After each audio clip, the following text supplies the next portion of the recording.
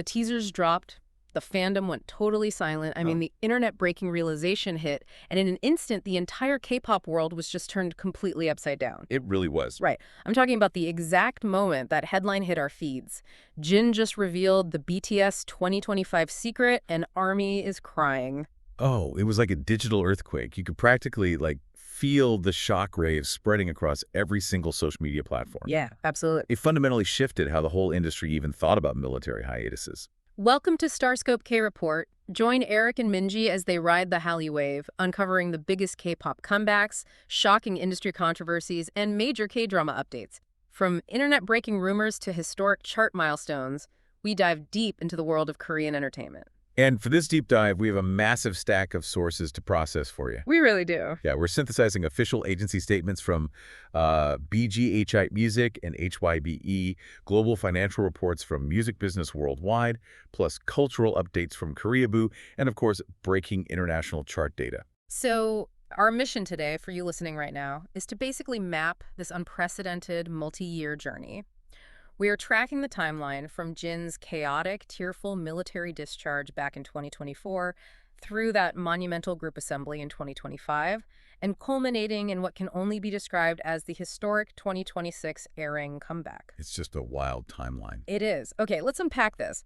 If you look at the structure of this rollout, HYBE's strategy here is basically the Marvel Cinematic Universe model. Oh, that's a really good way to put it. Right. Like, instead of letting their biggest Avengers just disappear for 3 years into the military, they gave each member a solo origin story era. So by the time 2026 hit, the fans weren't just returning for nostalgia. They were showing up for the inevitable billion-dollar team-up. Yeah, that structural comparison is just vital to understanding what actually happened here. I mean, let's look at season 1 of this real-life drama, which is June 12th, 2024. The meltdown. The absolute meltdown of the fandom.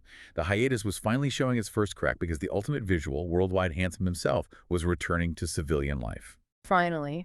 And, to understand the gravity of this, you have to understand that in South Korea, mandatory military service is historically kind of the graveyard of boy bands. Right, exactly. If you're listening to this and you're not deeply plugged into K-pop, you might be thinking, okay, so a band reunited happens all the time. Yeah. But usually groups lose their momentum, their younger fan bases move on to the next generation of idols, and they return as, legacy acts playing smaller venues. Which is exactly why the tension on June 12th was so palpable. JIN had enlisted in December 2022. He served as an active-duty soldier and finished his stint as a sergeant in the 5th Infantry Division Recruit Training Center. Wow. Right. And ahead of his release, BIGHIT Music put out this incredibly strict official statement. They strongly advised fans to just stay away from the site to prevent overcrowding, explicitly noting that the discharge day is reserved for military personnel only. But then, and this is where it gets crazy, we get the scene outside the military camp. Oh, yeah. JIN walks out in his uniform and he is visibly crying and waiting for him. The other members, who are all currently on active duty themselves, arriving to greet him. Such an emotional moment. It was, but wait, hold on. I need to challenge this narrative a bit. If this was supposed to be a solemn military discharge on an active base, how did it immediately turn into a viral pop culture circus? That is a very fair question. I mean, you've got RM playing a saxophone. Was BIGHA orchestrating this as a PR stunt from the moment the gates opened? Well, it looks that way from the outside, but the reality is much more about the unscripted chaos of these specific individuals. True. Like you have JIN trying to maintain his military composure, wiping away tears and attempting to salute for the cameras. And right next to him is RM, just blasting out their 2020 mega hit Dynamite on a saxophone. It's so absurd. It really is. And JIN later admitted in an interview that he was completely discombobulated. He actually said it was typical Namjoon, but he was wearing a super weird outfit, and the whole thing just threw his emotional state totally off balance. So it wasn't some, corporate masterstroke. It was just genuine, messy brotherhood bleeding into a highly formalized military setting. Exactly. And that messy authenticity is really the currency of their success. Which brings us to what fans immediately dubbed the 2025 secret. Oh, this was everywhere. Yeah, JIN revealed that the other members, who still had significant time left to serve, were wildly jealous of his newly found freedom. Oh, he spent a solid 30 minutes just teasing them about it, didn't he? He did. He said management could see the genuine envy in their eyes. He purposely tried not to brag too much, but, he just couldn't help himself. Of course. But if we look at the psychology of the fandom here, that playful, jealous dynamic was exactly what the audience was starved for. It wasn't just a funny anecdote, it was proof of life. Right. It instantly fueled the anticipation for the massive 2025 reunion because it reminded everyone of the interpersonal chemistry that makes the group a monopoly in the first place. The sheer desperation for that connection is wild when you look at the data. Oh, let's break down the statistics from JIN's first live broadcast on Weverse, which, for those who don't know, is HYBE's proprietary fan community platform. Right. He's sitting there at headquarters in his uniform, surrounded by champagne and balloons, and that broadcast pulled in 900,093 concurrent viewers. That is nearly 1 million people watching live at the exact same second. It's a staggering demonstration of soft power. And it racked up over 3.5 million total views across 211 regions. Just insane numbers. And the top viewership didn't even come from South Korea. Yeah. Mexico led with 12.4%, followed by Indonesia, Japan, the US, Brazil, India, and the Philippines taking the 7th spot. Oh. During this live, he gave this incredibly endearing quote. He apologized for his face being puffy because he had cried twice that day. Not just when leaving the gates, but earlier because his fellow soldiers burst into tears when he left. Yeah, that detail is crucial. It really shows that his charisma translates even within the rigid hierarchy of the barracks. But, as joyous as that week was, a deep dive requires looking at the entire picture, including the darker complexities of this return. Because the very next day, June 13, was the Festa event at Jamsil Arena to celebrate their 11th anniversary. The first session was a 3-hour meet and greet. JIN specifically requested to give light hugs to 1,000 fans, followed by a 1-hour streamed performance. I mean, it sounds like the ultimate fan service. It was absolutely intended to be. But an incident occurred that caused a massive uproar between domestic Knet's Korean netizens, the highly active internet users in South Korea, and international fans. Yeah, this got really intense. It did. It exposed the volatile edge of parasocial relationships, which K-pop agencies actively cultivate to drive sales and loyalty, During the hug event, a Japanese fan, identified in court documents as Misagara, forcibly wrapped her arms around JIN's neck and kissed him on the cheek without his consent. The videos of it were everywhere. You can see JIN is visibly surprised and just uncomfortable. A South Korean fan actually filed a criminal complaint through the National Online Public Petition System, which forced a police investigation. Right. And the authorities categorized it as forcible molestation. The legal machinery moved aggressively. They even required Interpol's assistance before the defendant voluntarily returned to South Korea. Wow, Interpol. Yeah. And based on the official legal reports, her first trial at the Seoul Eastern District Court was scheduled for July 14, 2026. However, it was postponed to July 16 because she failed to appear, mailing in a written statement whose purpose the judge actually noted was unclear. We're reporting these legal facts neutrally, of course, but it's a stark look at the double-edged sword of this industry. It really is. The agencies build a business model on making fans feel like they have a personal, intimate relationship with the idol. When that psychological boundary dissolves in the real world, you get incidents like this, casting a shadow over what was meant to be a celebration. Exactly. And that's not even the wildest part of this timeline, because JIN's return, controversies and all, was just the spark that ignited a billion-dollar chain reaction. Stick with us. So looking at the business mechanics, JIN's 2024 Discharge, followed by J-Hope, finishing his service in October 2024, was a vital bridge. They were holding the line. Definitely. But June 2025. June 2025 was the earthquake, the Hallyu wave, the global expansion of Korean culture had been preparing for. The Discharge roster for June 2025 is just a rapid-fire countdown to pop culture history. RM&V completed their service on June 10th. The very next day, June 11, Jimin and the Maknae, the youngest member of the group, Jungkook, finished theirs. Just back to back. And finally, Suga, who served as a public service worker, concluded his duty on June 21, 2025. In the span of 11 days, the entire ecosystem was restored. The corporate and financial impact of this assembly really illustrates the vulnerability of the K-pop business model.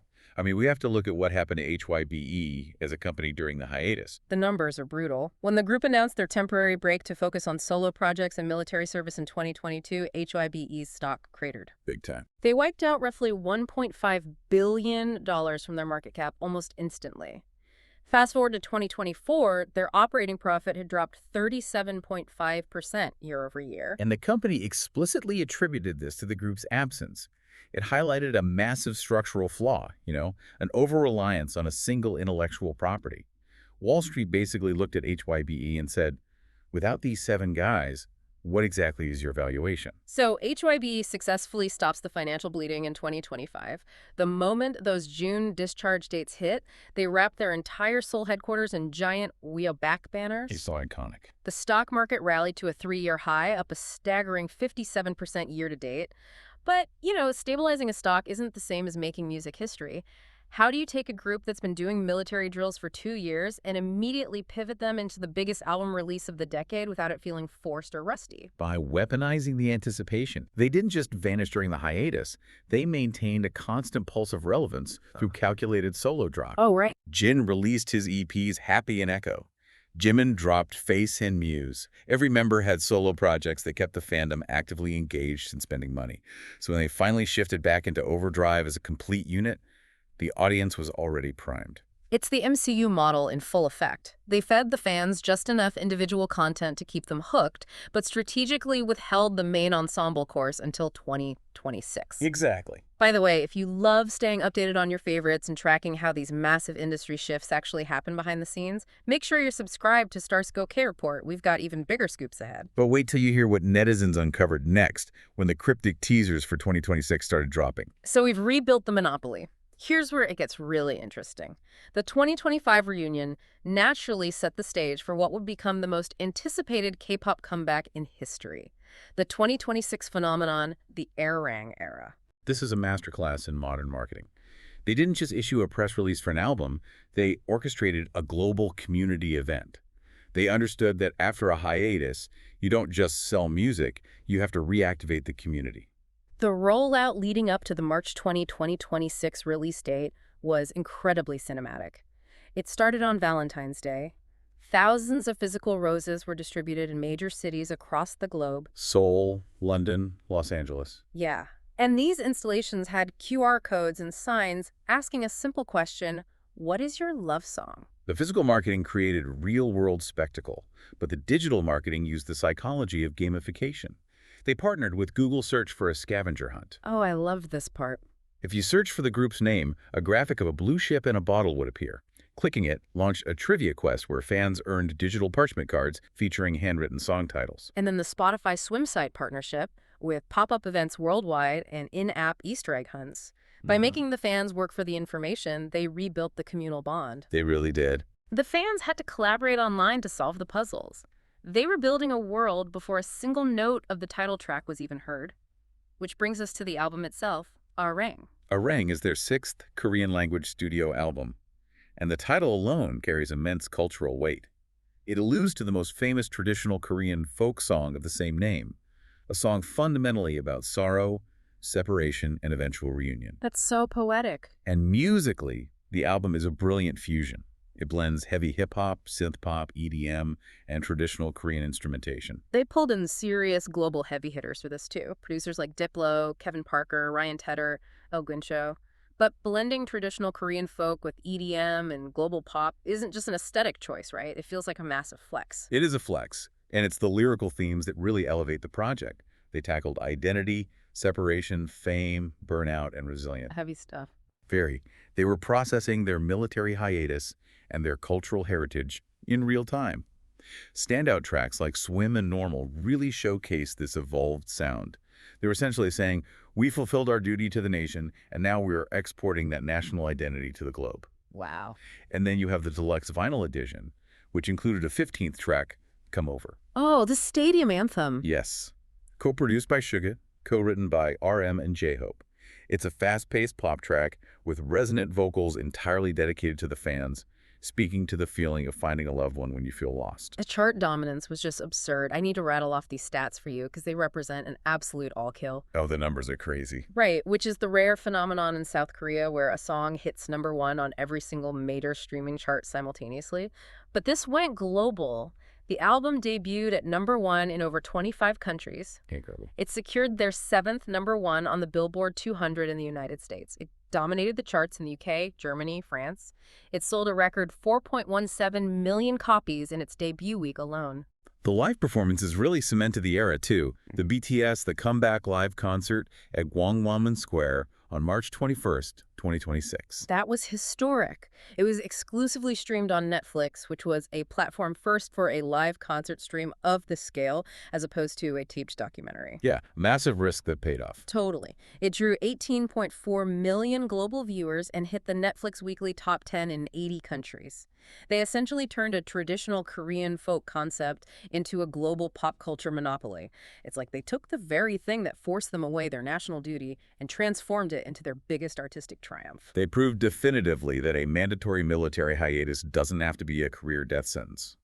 Looking at the Airang World Tour, which spans 85 dates in 34 cities and runs all the way through March 2027, this era represents the ultimate triumph of the Hallyu Wave. It really does. They return not just intact, but exponentially larger and more culturally bulletproof than when they left. So what does this all mean for you listening right now? We've pulled all these threads together to show you a literal masterclass in resilience, marketing, and cultural impact. Yeah.